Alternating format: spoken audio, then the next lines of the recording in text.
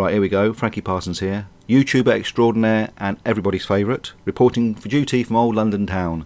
Now, owing to the success of my last video, which was watched by a couple of people by a good few seconds, I thought I'd do another video. Remember, we all need to make the right choices in these troubling times. We need to make sure that our next PC game is the right one. And as you know, I do a top 20 for a chosen genre. So if you're looking out for a run and gun action platformer, this video might be for you. Let's draw the curtain and see what's behind it, shall we? And bring up those spotlights to feature on the game today, which is Cuphead. Now known in some communities, funnily enough, as Head Cup by absolutely nobody, because if you did, you'd be a bit of a head case, wouldn't you? And with further ado, let's release just a little bit of wind to reveal our 48 genres. Just to break off to say that action platformers come in 3 flavours.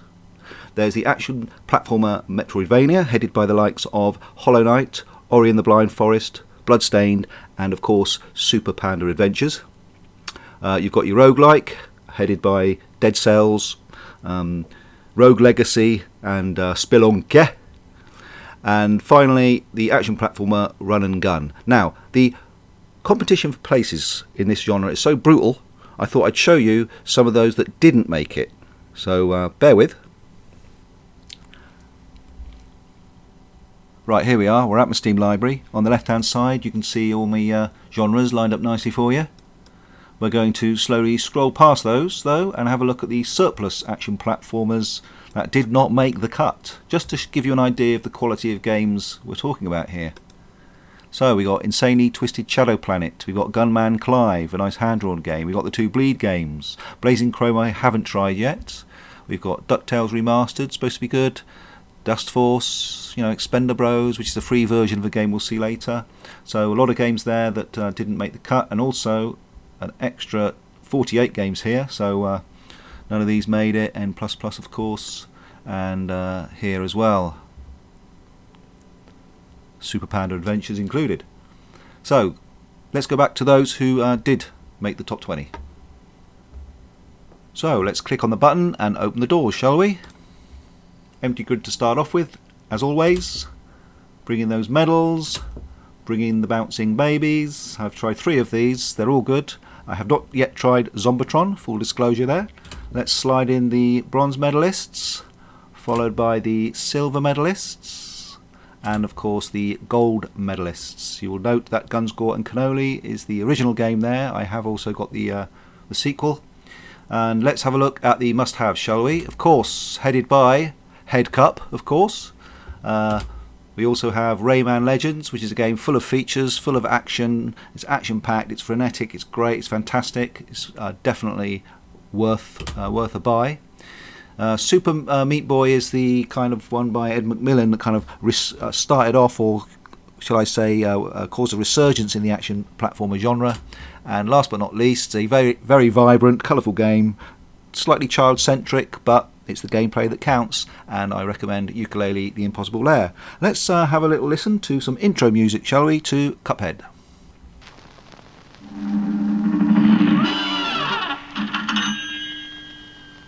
Well, Cuphead and his pal Bugman, they like to roll the dice. By chance they came on Devil's Game, and gosh, they paid the price.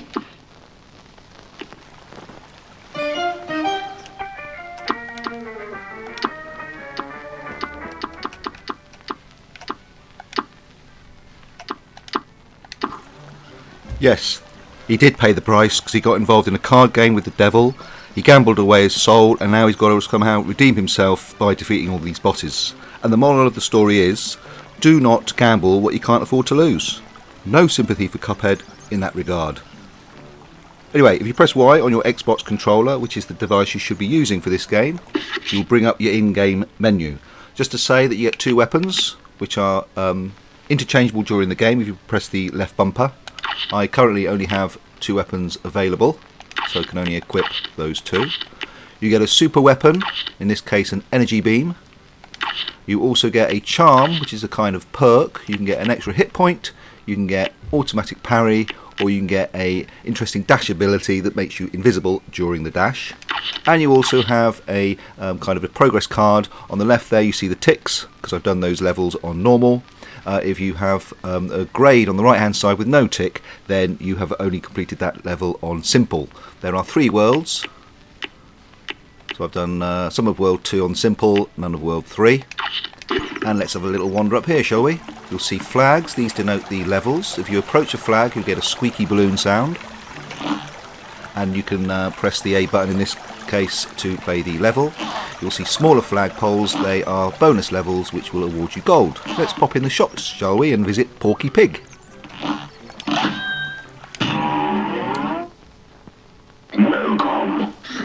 Thank you, Porky Pig. Now, he's got these items for sale. I don't know how game-changing they are, so I haven't purchased any just yet. I'm going to make sure I get the right one. So, goodbye. So we'll have a little wander around this world. It's quite small. This is really serves as a level select area, where you just select your area, your level. This guy's hitchhiking for some reason. Here's some interesting looking building here. Now you'll notice there is no grey cup on this flag. That is because I have not completed this on normal. There's a flag there waving. You have completed it, but you've only completed it on simple. They look a bit phallic, so we'll move away from those.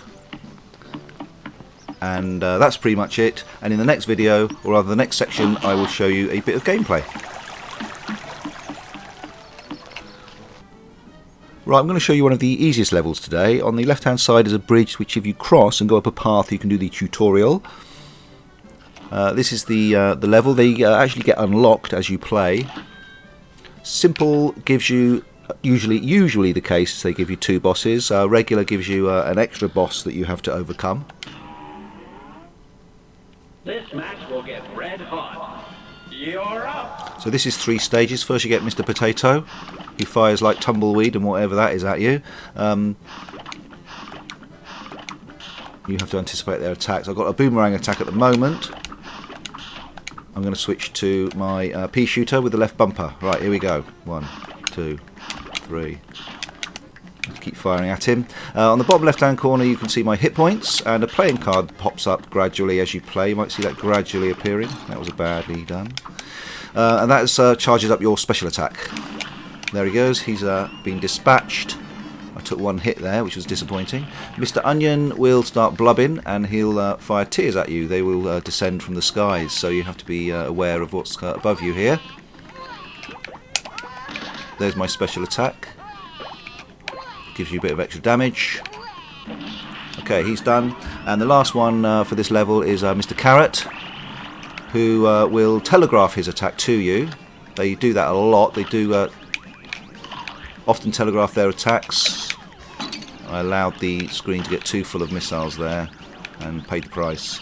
This guy will always fire at you, so all you have to do is wait for him to telegraph his attack and then move out of the way again. You need to get rid of these missiles, otherwise he'll get you. Okay, stand there, move out of the way, and move out of the way, and keep firing at him. There's no damage meter in this game, no score. It's entirely a boss rush game. But what you do have, when you finish, if you fail, it will tell you how far you've got. So it does tell you how well you've been doing.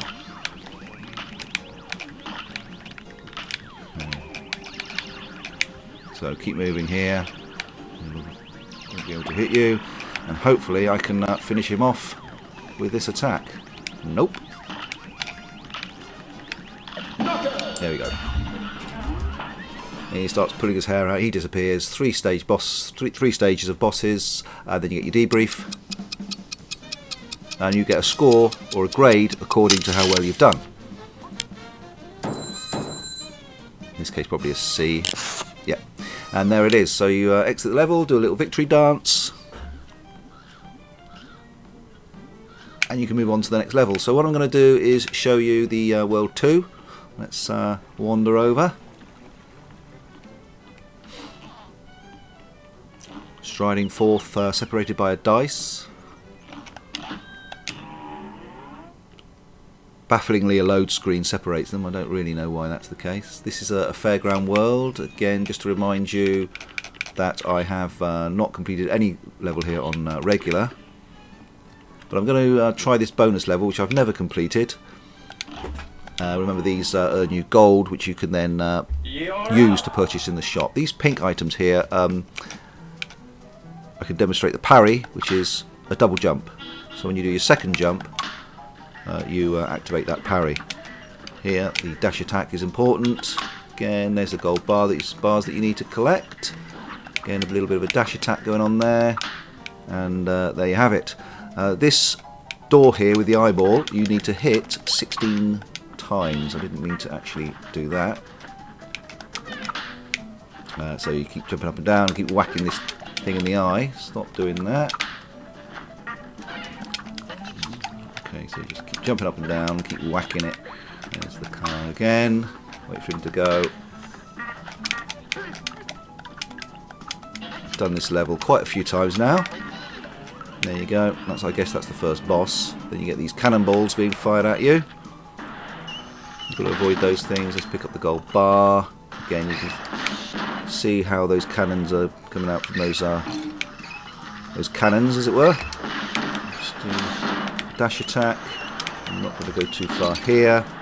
Another little dash attack. Keep going, keep going. As you can see, it does get pretty frenetic, and I didn't quite get very far. This is a demonstration of the like the damage meter. You get told at the end how far you've got. When there is a regular level, you'll get like little posts, and each post will tell you, you know, actually refers to the bosses that you've killed. So it does show you how well you've progressed. And that, guys, is pretty much the game. It is a fantastic game. The art style is brilliant. It's kind of based on 1930s Disney cartoons. I thought the game was so good, I bought the t-shirt, or rather my daughter got me the t-shirt. Okay, that's it. Until the next video, I will see you next time.